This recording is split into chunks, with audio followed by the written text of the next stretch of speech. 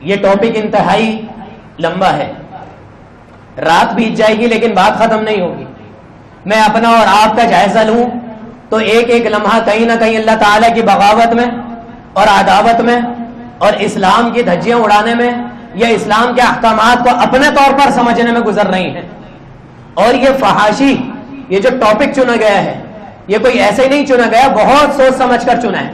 اس کی وجہ یہ ہے کہ جیسے فروری کا مہینہ آتا ہے، ویلنٹائن ڈے کا دن ہمارے ذہنوں میں آ جاتا ہے، پھر مارچ آتا ہے تو عورت مارچ کے اعتبار سے پھر یہ ساری چیزیں آ جاتی ہیں، اور سوشل میڈیا پر یہی ساری چیزیں ہمارے گرد گھوم رہی ہوتی ہیں، اور پھر شریعت کے بارے میں کہتے ہیں کہ شریعت نے اتنی پابندیاں کیوں لگا دی۔ یاد رکھیے، یہ فحاشی کے ٹاپک کو شریعت نے بالکل علیحدہ سے ذکر کیا ہے، اور قرآن میں کئی ایک مقامات پر اس کا ذکر ہوا ہے۔ میں صرف 3 مشہور آیت آپ کے سامنے رکھوں گا اور بتاؤں گا۔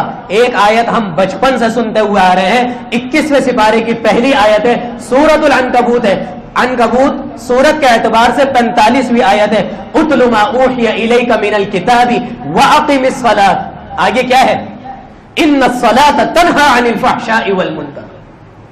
تم نماز کو قائم کرو، یقیناً یہ نماز تمہیں فحشاء والمنکر، فحاشی سے اور منکرات سے بچائے گی۔ حالانکہ منکرات میں، سیئات میں سارے گناہ آ جاتے ہیں۔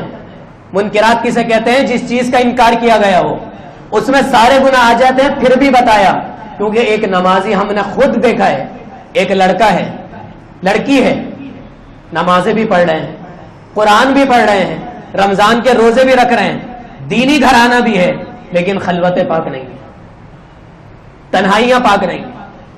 دل کے اندر جو امنگیں آ رہی ہیں، دل کے اندر جو ارادے چل رہے ہیں، بس موقع کی تلاش میں ہے، کوئی آ کر بات کر لے، اور جب وہ موقع مل جاتا ہے تو اس کا جو امپلیمنٹ ہوتا ہے، اللہ اکبر کبیرہ، والدین کو پتہ چل جائے زندہ گاڑ دیں۔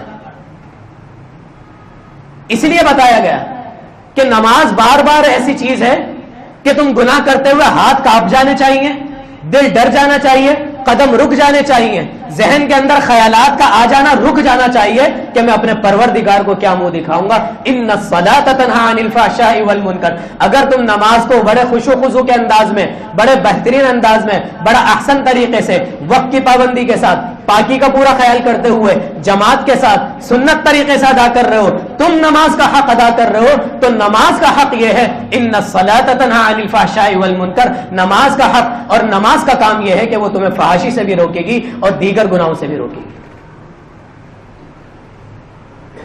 دوسری آیت 24واں سپارہ ہے، سورۃ النجم ہے، الذین یجتنبون کبائر الاثم، وہ لوگ جو اجتناب کرتے ہیں، یجتنبون بچتے ہیں، کبائر الاثم کبیرہ گناہ ہوتے ہیں، والفواحش، کبیرہ گناہ میں کیا فحاشی نہیں آ گئی تھی؟ بالکل آ گئی تھی۔ پھر بھی الگ سے ذکر کرا کہ کبیرہ گناہ سے تو تم بچتے ہو، لیکن جہاں دل میں خیال کچھ آ جاتا ہے، حیا کا پردہ پھٹنے لگ جاتا ہے، اللہ کا دوری کا خیال آ جانے لگ جاتا ہے، فوراً اپنے دل میں یہ خیال رکھتے ہو، نہیں میرا رب مجھے دیکھ رہا ہے، ان ربک لبالمرصاد۔ مثال لے لیجئے، میں اور آپ کسی بینک میں جاتے ہیں، کسی آفس میں جاتے ہیں، مسجد میں جاتے ہیں، وضو کر رہے ہوتے ہیں، نماز پڑھ رہے ہوتے ہیں، کیمرے کی طرف نظر جاتی ہے تو میرے اور آپ کے اعمال، افعال اور کردار میں تبدیلی آتی ہے نہیں آتی؟ سیدھے ہو جاتے ہیں، کوئی منہ میں انگلیاں نہیں لینی، کسی محفل میں بیٹھے ہوئے ہیں کہ سامنے والا دیکھ رہا ہے، ان ربک لبالمرصاد، اللہ تعالی گھات لگائے ہوئے بیٹھا ہے۔ اس لفظ کا آپ کو ترجمہ پتہ ہے؟ صرف اما سپارے کا ترجمہ اٹھا کر پڑھ لیجئے میرے بھائی، ہاتھ جوڑ کر ریکویسٹ کرتا ہوں آپ کے سامنے، صرف اما سپارے کا ترجمہ اٹھا کر پڑھ لیجئے۔ ابھی جو میں نے آیتیں پڑھی ہیں زیادہ تر اما سپارے سے ہیں، یہ بھی سورۃ الفجر کی آیت ہے، ان ربک لبالمرصاد، میرا رب گھات لگائے بیٹھا ہے۔ گھات لگائے بیٹھا ہے کس طریقے سے؟